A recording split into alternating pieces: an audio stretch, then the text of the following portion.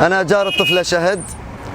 نهار الأربعاء الساعة تقريبا حول الساعة 3:15 انفقدت الطفلة شهد، فصرنا ندور عليها. وإذ بتجي الجارة بتقول لأم للطفل شهد اجاكي رسالة، ففتحنا الرسالة، طلع على جوالك افتحي الرسالة اجتك رسالة.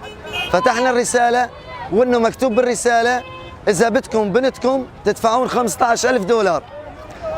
وانقطع الاتصال، فاستنينا ساعة ساعتين ثلاثة ما حد خبرنا.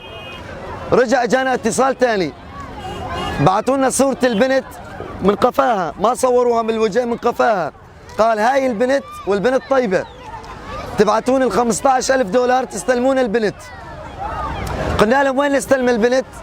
قال الأمر انتهى، تحولون $15,000 على تركيا باسم شخص اسمه أسد الملا على البنك الزراعي.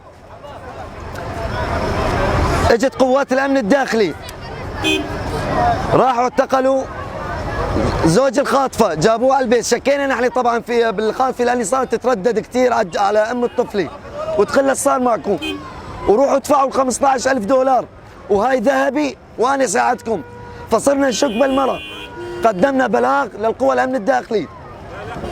فازوا الشباب راحوا جابوا جوز البنت واقتحموا البيت. خلال ربع ساعة غابوا الشباب ورجعوا، فوتوا الشعب كله على البيوت وفاتوا الشباب، أخذوا إجراءات وطالعوا شنطاي من البيت، شنطاي سفرية.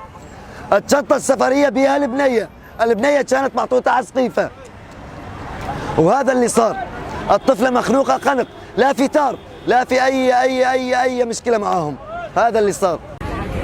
أوعيت أن هناك أجهزة خارجية تستخدم أساليب الحرب الخاصة لزعزعة الأمن والاستقرار، وهذا العنف ظهر في منطقتنا بالفترة الماضية والأخيرة بشكل كبير.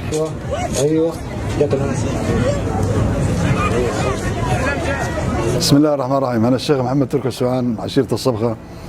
بالنسبة لموضوع الطفل شهد الحاج، كانت ضحية زواج فاشل وطلاق غير مدروس وزواج غير مدروس، وكانت نتيجته أن البنت هذه راحت ضحية فباسمي باسم عشائر الرقة، باسم الشرفاء الموجودين من الرقة واللي يحبون البلد ويحبون يحافظون على البلد، نطالب بمحكمة علنية للجنات.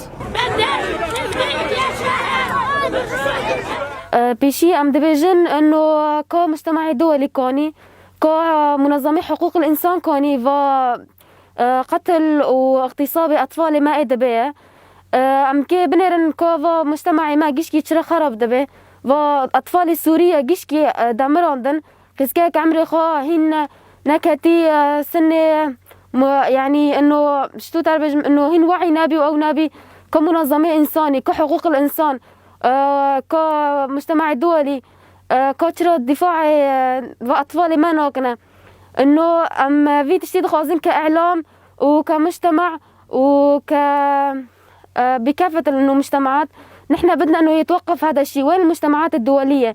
وين حقوق الإنسان؟ وين المنظمات يلي دايما يقولوا عم نعمل منظمات لحقوق الإنسان مشان إنه قتل والإرهاب؟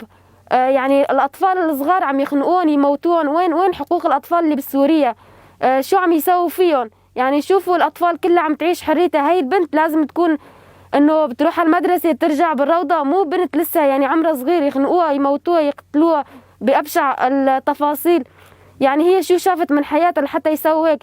نحن نندد هذا الشيء ونستنكر المجتمع الدولي إنه يتم إيقاف هذا الشيء، لأنه عن جد يعني شيء إنه ما يتحمل لأطفال سوريا. وهي الحالة إذا ما توقفوا عليها يعني رح يصير شغلات كتير لسه بسوريا، والدم كله عم يمشي، بالأخص أولاد صغار عم يموتون يقتلون. يعني هذا الشيء ما بيصير، ولازم كل مجتمع الدولي ومنظمات الإنسان ومنظمات حقوق الإنسان لازم يتوقف على هذا الشيء ويحطوا حد لهذا الشيء، لأنه هذا الشيء نحن ما عاد نقبله، لا الإعلام ولا مجتمع. أنا بحكي بصوت كل مجتمع الرقة وسوريا إنه لازم يوقفوا هذا الشيء.